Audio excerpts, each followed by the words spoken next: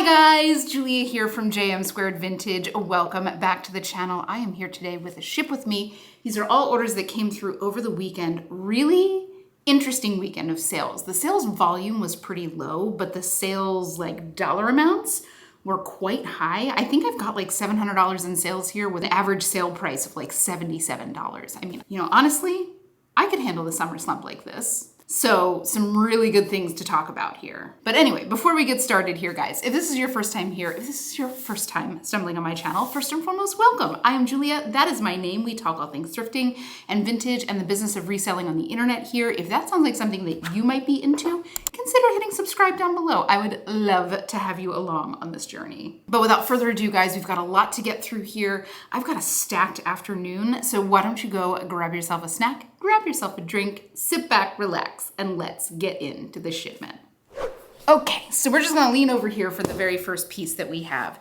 So the first thing that I am shipping out here is a duvet cover from Frette, which apparently I've been saying wrong all along. I've been calling it Frette. It is apparently Frette, which honestly to me sounds a little bit like the way that Target sounds when I say Target, right? But who am I to fight the French? If you are unfamiliar with Frette, extremely high-end linen brand. It's spelled F-R-E-T-T-E. This is one of those brands that are like an automatic pickup if you see it, especially in something significant like a duvet. I actually picked this up and it had a very nice Bloomingdale's down comforter inside of it. So I did sanitizing washes on both and I ended up keeping the comforter for myself. It was an oversized king, which I didn't even know was a thing, but here we are. So effectively, this was free for me because I ended up keeping that. But either way, I mean, anytime I feel cotton of this caliber, I'm gonna hunt around the edge of that piece and find the tag, see if it is something like this. Because this, which is one of their basic entry-level duvet covers, just for context, and the retail price on it is about $550. So, like I said, it is worth picking this stuff up. For me, high-end bedding, and I'm really only operating in duvet covers, stuff like that. And I'm looking for high-end stuff at this level of high-end or linen. But either way, this was an exciting find. I had this one listed at $229 and I only had it listed for about 3 weeks and I got an offer for $195, which I gladly accepted. And with a, I guess, $2 cost at the bins, this brought me to a profit of $140.09. And this was a sale over on eBay. eBay continues to be very slow for me. Only 2 sales, I think, this weekend from over there. I mean, a serious sale, so I'll take it. But while I'm not in the hardcore drought that I was in the last couple weeks, I'm still really slow over there. Let me know how you guys are doing on eBay if you're seeing the same thing. And I hope she loves that. Next up, this is one that I actually had in my closet. I did thrift this a while ago and I had it in my closet for a while and I think I only reached for it once over the past year. So in one of my periodic swoops through my closet, I was like, you know what? I'm not wearing this. I should get it to somebody who does. It's from Vince. It is a cashmere blend short sleeve sweater. I think ultimately for me, it was a situation where if it is warm enough for me to be wearing short sleeves, it's probably too warm for me to want any kind of wool on my body. You know what I'm saying? Because this is quite toasty. This is probably something that would be fantastic for somebody who works in a cold office. Why they keep offices so cold, I'll never know. But either way, this is a gorgeous piece. Vince is wildly expensive. This was probably $300 new. And it's one of those brands that doesn't sell for nearly as much as it used to, but it still usually sells for a solid price for me. As long as it's good materials and generally if it's a larger size, it does a little bit better. In this case, this had kind of everything going for it. But I'm always on the lookout for those great high-end staple pieces. And this is a perfect example. I wish I wore it more. It is gorgeous, but the reality is I'm a creature of comfort. And if I am in any way too hot, I am miserable. I am not one of those people that loves the heat of summer. You know what I'm saying? Despite the fact that I live in California. Don't get me wrong, I love 72 and sunny. I love it. But I'm not a hot and humid summer girl. I don't know how anybody lives in the Southeast. Those of you down there, how do you make it through the summer? I need to know without spending $3,000 a month on your air conditioning bill. Either way, I had this listed for just one day, and I had it listed at $54, and I got an offer for $48.60, which I gladly accepted.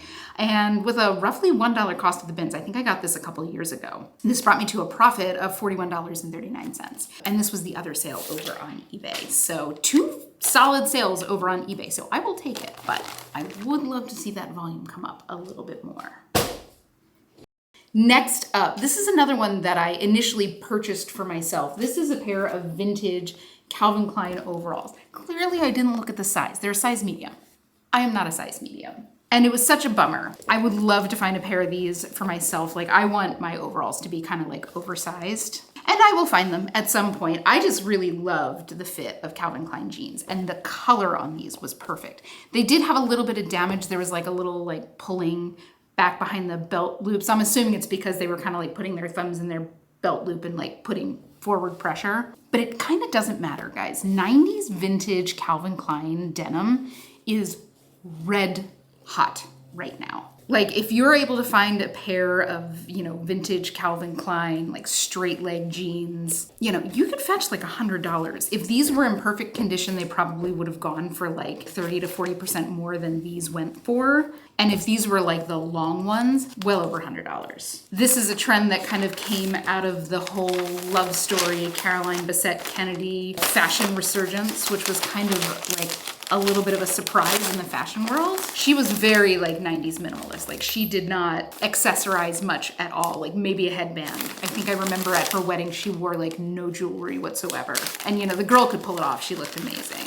But it is wild that it is such a trend right now. And vintage Calvin Klein is part of that equation for sure. She worked for Calvin Klein. It was either Calvin Klein or Ralph Lauren, one or the other. But she was known for wearing a lot of these pieces.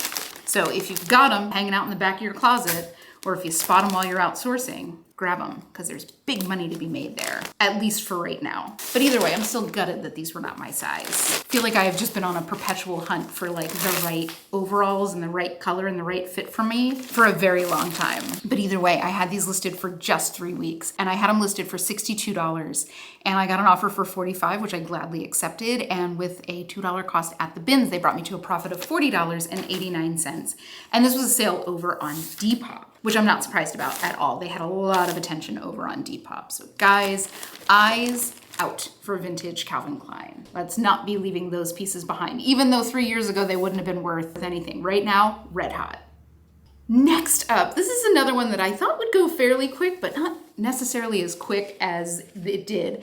This is a vintage sweater from Talbots, and it's beautiful. It's a ramie cotton and silk blend. That's not why I picked this up. This is 90s vintage, of course.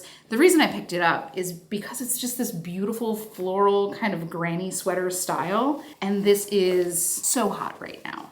Now, I buy a lot of these kind of sweaters, these kind of whimsical, vintage, and novelty sweaters. I pick them up a lot. And again, these are the kind of things that you will find at like every thrift store in the country, right? But this had so much interest in it immediately. So I'm not quite sure what the real like hook was on this. I mean, I always get a good amount of interest on these kind of sweaters, but this one was like above and beyond, right? So take a chance on this kind of stuff if you see it a lot. Also, because a lot of these are being marketed really to younger girls, where Talbots is one of those brands that like typically you're trying to get like a size XL and above. When you're buying these vintage, more whimsical sweaters, you really don't have to adhere to that kind of restriction. You can pick up those smalls and they will sell. It's still generally going to be a faster sale at a larger size. I think this was a size extra large, but because you're marketing this to girls that are like college age, if you find these whimsical pieces, you don't have to carry that same like, oh, I don't want it because it's a size small kind of thought pattern. So this one I had listed for $36, and just for like context and expectations for you guys, typically on these kind of vintage sweaters, I'll see between like $20 and $30. Some exceptional ones, like if they're super beaded or like heavily embellished, I will price them higher and I will get, into the 30s, into the 40s on them. But for the kind of general pieces like this, I generally price them $34, $36, $38 for something, that's kind of on the cusp of that next level. And I expect to get between $20 and $30. Generally fairly quickly. But this one, I got an offer for $30, which I did accept, right in line with what I expected. And with a $2 cost at the bins, this brought me to a profit of $22. And this was a sale over on Poshmark. And this was a sale that went through after just 5 days. So A perfect example of style-based sourcing that kind of goes outside of the normal set of rules for a brand, right? Love finding those little loopholes. Next up, now this is one that I had for a while. And you know, it's funny. So this is a men's vintage shirt. It's silk. It's got this kind of banded bottom. This feels very like peak 80s to me. This gives me like 80s early computer repair guy. I don't know why, but that's just where my brain went when I saw this. But you know, I love picking up vintage men's stuff. Now, vintage men's stuff for me, especially stuff like this, I have noticed over time that it tends to sell for a higher dollar amount. You know, like I get far more full price sales in men's vintage than I do in women's vintage. I think it's because a lot of men, you know, this isn't a blanket statement, of course, but a lot of men are not like active shoppers, especially in the secondhand world, like women are. They don't engage in the haggling, right? I think that's changing a little bit with like the younger guy set, but in general, I don't cater too much to them. I leave that to the Bins Bros. That's kind of their world. But this kind of stuff, I pick it up anytime I see it. I know it's strange. I know a lot of people would walk right past something like this, but you know, not me. But either way, I had this listed at $32, you know. Again, something that I expected to get somewhere between like 20 and 30 bucks on, and it popped through as a full price sale, true to form. And with a $2 cost at the bins, this brought me to a profit of $23.60, and this was another sale over on Poshmark. And I had this listed for about 4 months. This is something that I kind of anticipated taking a little bit longer just because of the style. Like there are certain things in terms of like vintage menswear, anything 70s, anything like leisure suit style, anything like cabana style, anything kind of resort weary. I mean, those things usually sell in like just a few weeks. So do keep your eyes out for vintage menswear. If you're somebody who just completely avoids the men's side of your thrift store, like just take a quick skim through because there are some gems to be found.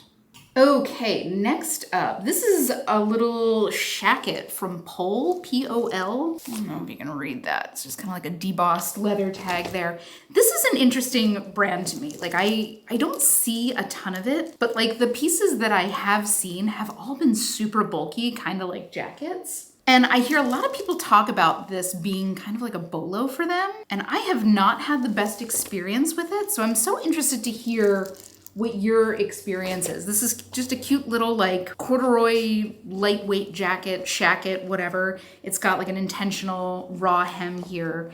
And this one sold in about 6 months. The other piece that I had and picked up took like over a year to sell, and it was like even more bulky. And neither of them really sold for a great price. So if you are somebody that loves this brand, I mean, I think their pieces are super cute. Their quality seems to be decent. I wouldn't necessarily put them up there with like Free People or anything like that, but you know, they're nice. But yeah, it's a question mark for me as to whether I would pick up more pieces from them. You know, for me, one of the things that I am constantly weighing in my head is if this thing is gonna take a little while to sell, is it bulky? Is it gonna take up a lot of space? Because I don't have a huge storage space, right? There's a reason I don't pick up a ton of jackets. I just, you know, I don't have the room to store it. But their whole thing is like very boho. Their vibe is very like Free People-esque. But I'm interested to hear if you guys see a lot of it. I guess to be clear, like I don't see a ton of this here. I've only probably seen like with my eyes in the thrifts and in the bins, maybe like 4 or 5 pieces over time. So let me know what you guys do about this brand. Do you love it? Do you hate it? Does it sell well for you? Because I'm very on the fence with this for my business specifically. But either way, I had this listed for about 6 months. Like I said, the other one I had, bulkier, had for over a year, had this listed at $34, and I got an offer for $28, which I did accept. And with the $2 cost, this brought me to a profit of $20.40, and this was a sale over on Poshmark. You know, it's not a price that I'm unhappy getting. It's more of the whole like, is 6 months going to be like the quickest sell through, and you know, is $28 worth it when it is something that's taking up the space that I could house, you know, 3 smaller items. I don't know, like I'm on the fence.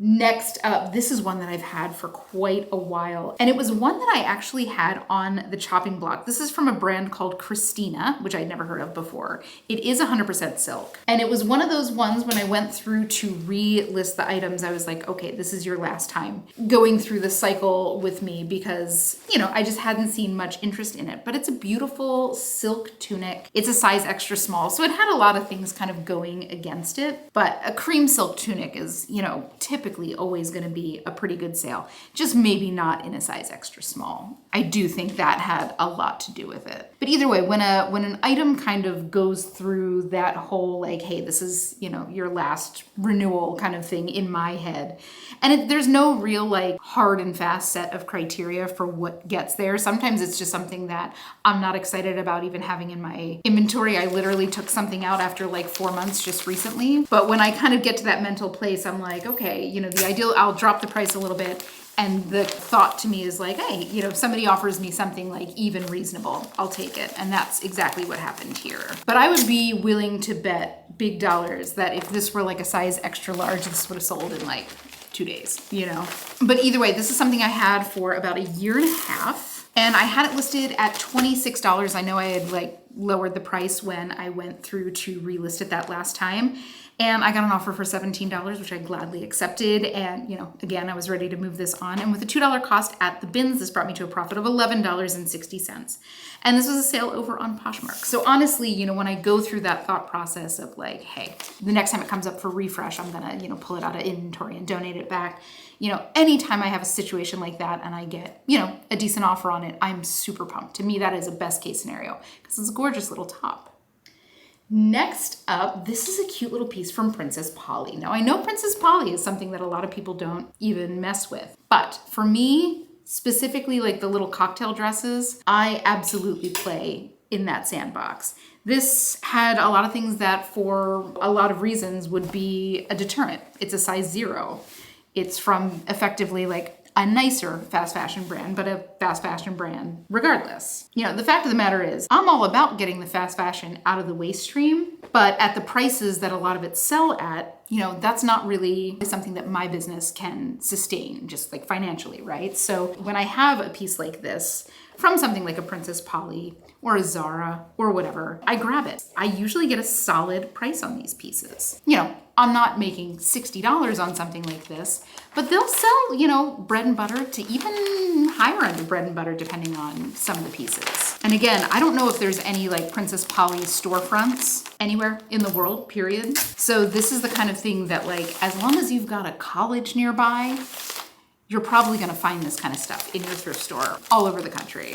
But this one I had listed for $34. You know, stuff like this from Princess Polly and Zara, I'll typically price between like 35 and like 44. Zara generally will get priced a little bit higher than Princess Polly, but this one I had listed for $34 and I got an offer for $30, which I gladly accepted. And with a $2 cost, this brought me to a profit of $28 because this was a sale over on Vinted. I still have some of my pieces over on Vinted. I'm not listing new pieces over on Vinted, which is, you know, a shame. Like I hope that Vinted decides to play with resellers at some point.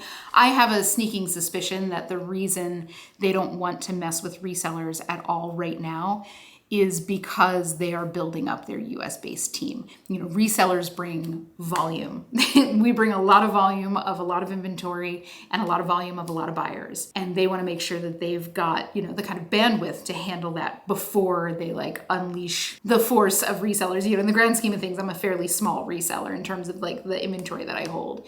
So before they really kind of have that kind of volume hitting their servers, hitting their services, I think that that's kind of where they are. I would be really surprised if they continue with this no professional resellers business model. Like it just doesn't seem sustainable.